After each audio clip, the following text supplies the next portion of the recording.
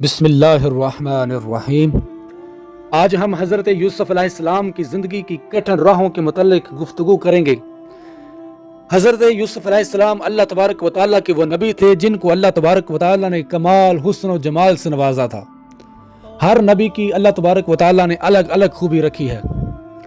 حضرت یوسف علیہ السلام بچپن سے ہی نہایت حسین اور پاکیزہ اخلاق کے مالک تھے۔ ان کے والد حضرت یعقوب علیہ السلام انہیں بہت چاہتے تھے، جس پر ان کے بھائیوں کو حسد ہوا۔ انہوں نے انہیں کنویں میں پھینک دیا، وہاں سے قافلے والوں نے نکالا، غلام بنا کر بیچ دیا۔ مصر کے عزیز نے انہیں خریدا، لیکن اس کی بیوی زلیخا نے ان پر غلط تہمت لگائی۔ حضرت یوسف علیہ السلام نے گناہ سے بچنے کے لیے قید کو گوارا کیا، سالوں جیل میں رہے، لیکن زبان پر شکوہ نہ آیا۔ آخرکار اللہ نے انہیں مصر کے خزانے کا نگران بنایا۔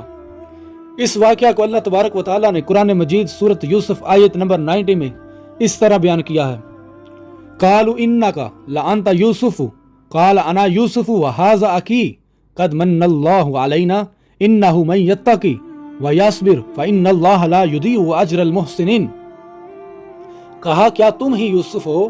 کہا ہاں میں یوسف ہوں، اور یہ میرا بھائی ہے۔ یقیناً اللہ نے ہم پر احسان کیا، جو تقوی اور صبر اختیار کرتا ہے اللہ نیکوکاروں کا اجر ضائع نہیں کرتا۔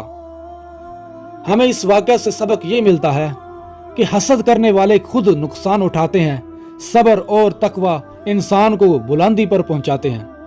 اللہ کا وعدہ ہے کہ وہ نیکوں کا بدلہ ضرور دیتا ہے، چاہے دیر سے ہی صحیح۔ اللہ تعالیٰ سے دعا ہے کہ اللہ تبارک و تعالیٰ ہمیں حضرت یوسف علیہ السلام کی سیرت پر عمل کرنے کی توفیق عطا فرمائے۔ آمین ثم آمین یا رب العالمین۔